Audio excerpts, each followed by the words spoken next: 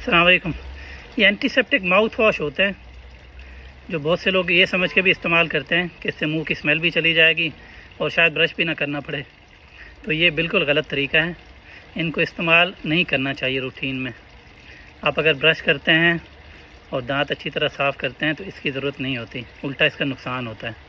पहले मैं कई दफ़ा बात कर चुका हूँ कि हमारे मुंह के अंदर भी बहुत ज़बरदस्त किस्म के गुड बैक्टीरिया होते हैं और बहुत ज़्यादा होते हैं। ये जो गुड बैक्टीरिया हैं ये हमें डाइजेशन में भी हेल्प करते हैं। हमारे बाहर से जो माइक्रोब्स आते हैं, जो पैथोजेनिक माइक्रोब्स होते हैं या बीमारी पैदा करने वाले जरासीम होते हैं, ये उनसे भी लड़ते हैं।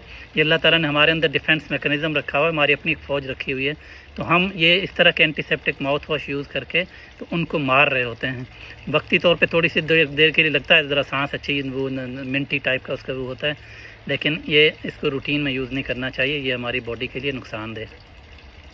तो अपना ख्याल रखें, अपने इर्द गिर्द के लोगों का ख्याल रखें। अस्सलाम वालेकुम वरहमतुल्लाहि वबरकातुहू।